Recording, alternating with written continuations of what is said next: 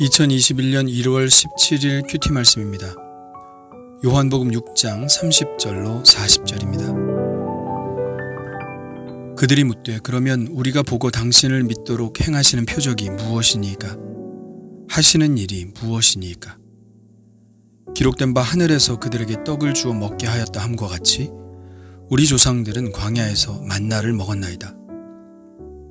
예수께서 이르시되 내가 진실로 진실로 너희에게 이르노니 모세가 너희에게 하늘로부터 떡을 준 것이 아니라 내 아버지께서 너희에게 하늘로부터 참떡을 주시나니 하나님의 떡은 하늘에서 내려 세상에 생명을 주는 것이니라.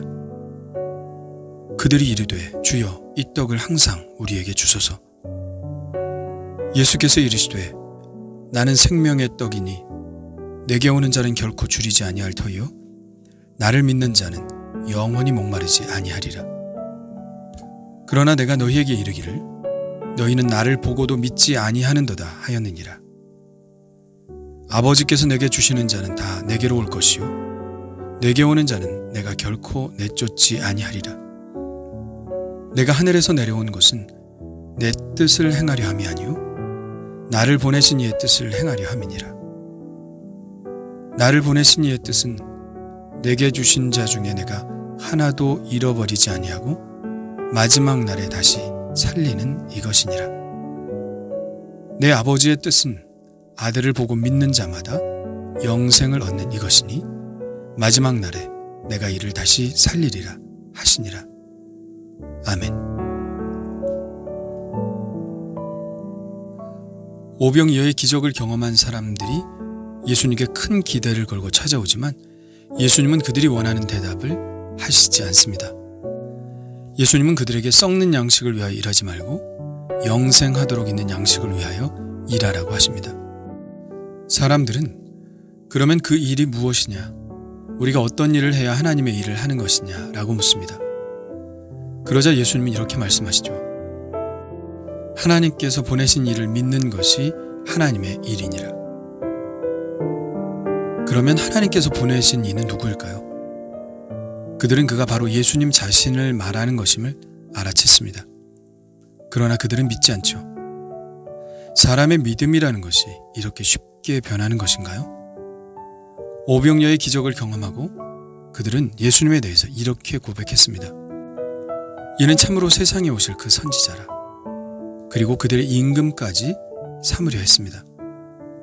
그러나 바로 그 다음 날 그들은 예수님을 받아들이지 않죠. 오히려 그들은 예수님께 더 큰 표적을 요구합니다.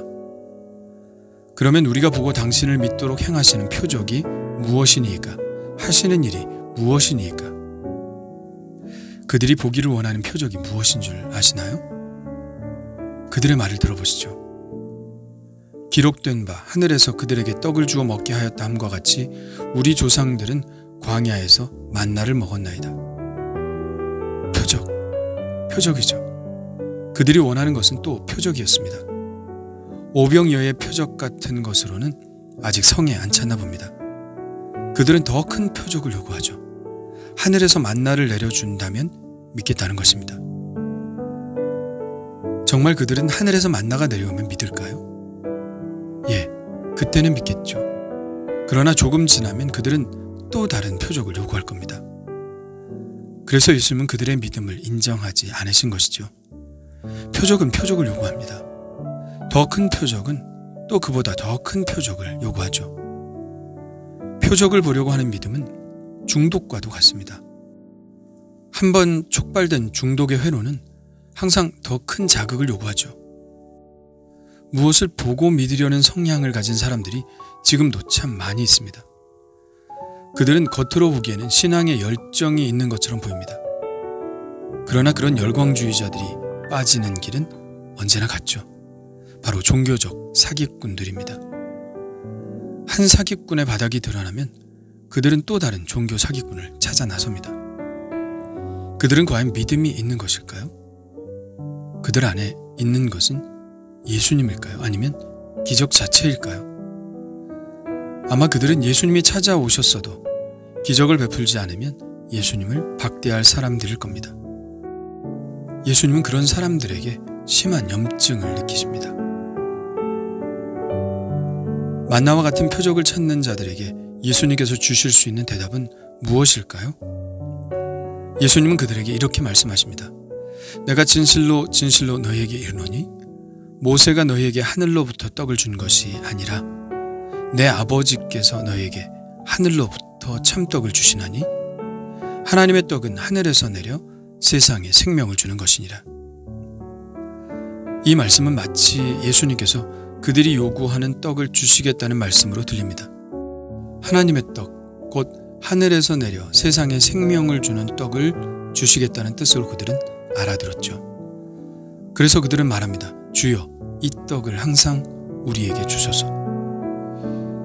이들의 이런 반응 어디서 본 것 같지 않습니까? 4장에서 수가성 여인이 했던 말이죠. 예수님이 내가 주는 물을 마시는 자는 영원히 목마르지 아니하리니 내가 주는 물은 그 속에서 영생하도록 솟아나는 샘물이 되리라.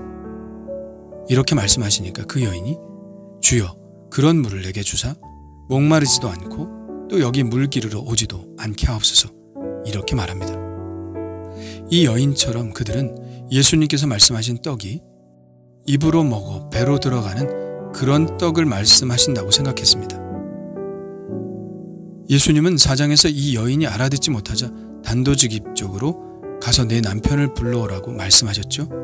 본론으로 직접 들어가신 겁니다. 이번에도 마찬가지입니다. 그들이 예수님의 말씀을 알아듣지 못하자 지금까지 예수님의 말씀 속에 덮어놓았던 덮개를 찢어버리시면서 이렇게 말씀하십니다. 예수께서 이르시되 나는 생명의 떡이니 내게 오는 자는 결코 줄이지 아니할 터이요 나를 믿는 자는 영원히 목마르지 아니하리라. 예수님은 거침없이 말씀하십니다. 참떡, 곧 하나님께서 하늘에서 내려 이 세상에 생명을 주는 떡이 바로 예수님 자신이라고 말씀하신 것이죠. 그렇습니다. 예수님이 바로 생명의 떡입니다. 예수님을 먹는 사람, 곧 예수님을 믿고 영접하는 사람은 이 생명을 먹는 것입니다. 하나님은 바로 이 세상의 모든 사람들이 생명의 떡이신 예수님을 먹기를 원하셨고 이 떡을 먹어 영생하기를 원하셨습니다. 나를 보내신 이의 뜻은 내게 주신 자 중에 내가 하나도 잃어버리지 아니하고 마지막 날에 다시 살리는 이것이니라. 내 아버지의 뜻은 아들을 보고 믿는 자마다 영생을 얻는 이것이니 마지막 날에 내가 이를 다시 살리리라. 하나님 아버지께서 아들 독생자 예수 그리스도를 이 땅에 보내신 목적은 분명합니다. 영생입니다.